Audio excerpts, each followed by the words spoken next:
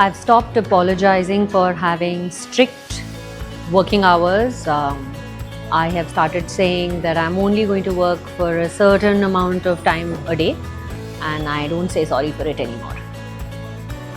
I have stopped apologizing for not being available all the time. Setting up boundaries is important and healthy to be more focused. One thing I will never apologize for is my freedom. The freedom to share my opinions, to make my own decisions, and to stand strong for the people I love. Taking care of my growth and well-being is also important. I think I've stopped apologizing for taking up space, whether it is, putting your opinions first or making decisions, because we've been conditioned to always soften our presence, and that is not something which I believe in, because confidence doesn't need an apology. I think I have stopped apologizing for saying no to things in which I don't believe. Very similar to what I said for the other question. I say no.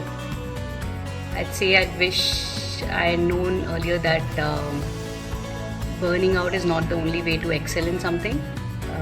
Rather, setting the right, clear expectations with mutual accountability would not hurt the relationship, rather it would save it.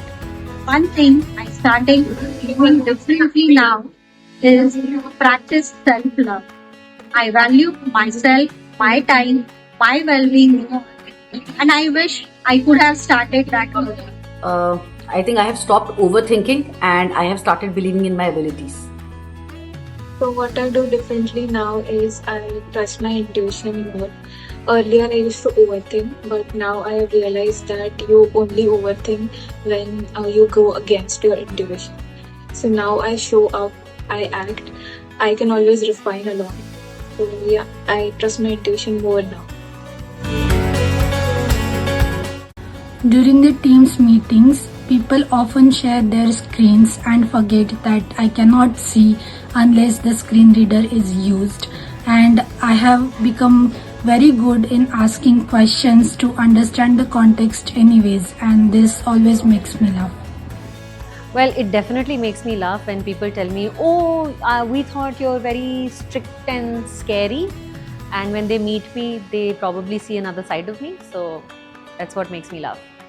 One assumption about me that makes me laugh is when people think I'm very innocent and white, which I'm not. When I'm solving a problem, When I can take independent decisions and I don't need approvals. When I'm given the freedom and when I'm trusted with what I do. Now I have started prioritizing things first and then going with the flow. I wish I had started doing this earlier. A small boundary that changed my life was learning to say what I want. It gave me courage to stand up for my decisions and for my dreams. Stepping out of my comfort zone and working again after a long break is something that has changed everything. When I started telling no to people. Probably say to stopping the habit of instant replying. We reply, rather now pause, take some time, provide a thorough answer, be more strategic rather than being more reactive. when I realized my own worth, then I realized that I offer enough and I don't need to keep stretching and I can say no.